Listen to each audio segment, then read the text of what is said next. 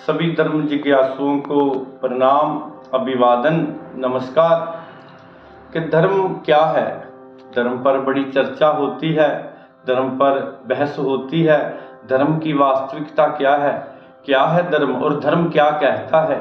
धर्म ये कहता है कि समाज में जो असहाय लोग हैं, निर्धन हैं, किसी रोग से पीड़ित हैं, किसी कर्ज के नीचे आ गए हैं, उनको ढूंढो कहाँ कहाँ वो लोग हैं और उनको अपने जाल में फंसा करके उनके इन कमियों का, इन कमजोरियों का लाभ लेकर के उनका धर्मांतरण कर दो, उनके गले में लॉकेट पहना दो, उनको डुबकी लगा के कि आज से तुम जे हो गए ना। ये धर्म नहीं है। धर्म है परहित सरिस धर्म नहीं भाई। ये कहता है अध्यात्म कि दूसरे का भला करने से श्रेष्ठ और कोई धर्म नहीं है। कोई सड़क पर गिरा पड़ा है व्यक्ति, उसको उठा करके जल पिलाएंगे, उसको भोजन पूछेंगे, अगर उसको चोट लग गई है उसको हॉस्पिटल लेकर जाएंगे, उसका उपचार कराएंगे।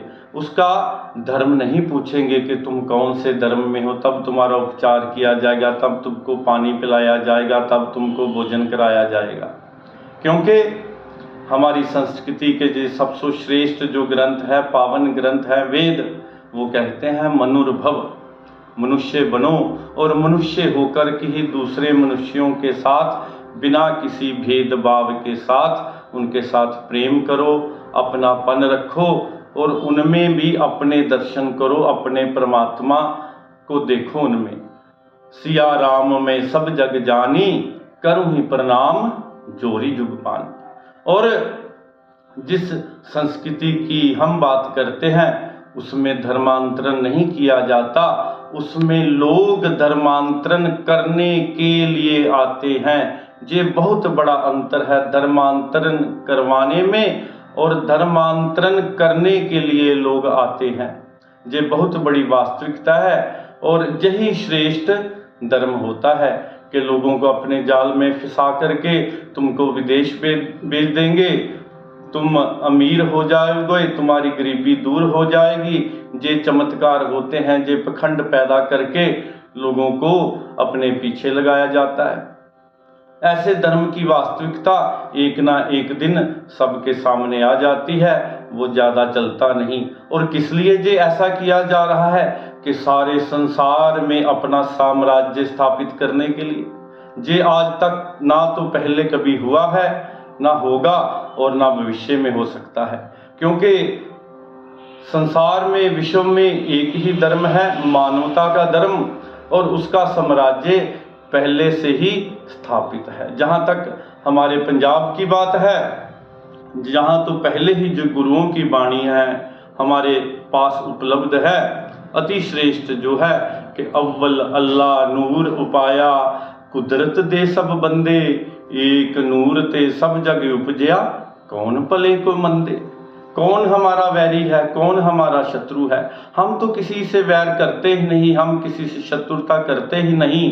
लेकिन जब इस तरह की बातें समाज में आती हैं सामने, तो फिर अपने धर्म की रक्षा के लिए सामने आना पड़ता है, उन लोगों को रोकना पड़ता है और अपने धर्म की वास्तविकता बतानी पड़ती है। और जो उनकी पखंड वाली वास्तविकता है उसको भी सामने लाना पड़ता है। फिर इतने बड़े हॉस्पिटल खोलने की क्या ज़रूरत है समाज में? क्या उसकी आवश्यकता है? क्या उसकी नेसेसिटी है? कोई ज़रूरत नहीं। अगर यही ये लोग जो ऐसे झूठे चमत्कार लोगों को बता रहे हैं, अगर ये करते हैं तो सारे हॉस्पिटल के रोगी उनके पास भेज दे, सारे निर्धन उनके पास भेज दे। लोगों को गलत कह के, झूठ कह के उनको फंसाया जाता है और उनको उलझन पैदा करके उनकी कमजोरियों, कमियों का लाभ लेकर के इस तरह की समाज में बातें पैदा की जाती हैं। तो इन्हीं बातों को मैं जहाँ पर ही विराम देना चाहूँगा और सभी के समक्ष ये विनती करना चाहूँगा कि इस तरह से प्रेम से हाथ जोड़ करके तर्क से लोगों के साथ बात करें।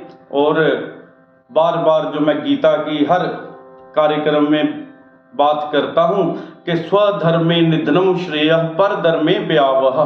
अपने धर्म में मरना भी अच्छा है, गरीबी में रहना भी अच्छा है, अगर ऐसी बात होती तो हमारा जन्म ही पहले वहाँ हो गया होता। इसलिए अपने धर्म को, सत्य सनातन धर्म को नहीं छोड़िए और दूसरे के बहकावे में मत आइए। और ये गीता जी का जो संदेश है कि स्वधर्मे निधनम श्रेयः परधर्मे भयावह, दूसरे का तो भयानक दुख देने वाला है, कष्ट देने वाला है, वहाँ आत्म संतुष्टि नहीं आएगी, वहाँ तो ग्लानि रहेगी। इसलिए बार बार विनती है, वेद की शिक्षा को, श्री रामचरितमानस जी की बातों को और गीता जी की बातों को हम आत्मसात करें, अपने जीवन में लाएं और दूसरे की बातों में ना आए, ना दूसरों को आने दें। तो आज के वक्तव्य को यही समाप्त करते हुए आप सभी को प्रणाम करता हूँ, नमस्कार करता हूँ, आपसे अनुमति लेता हूँ।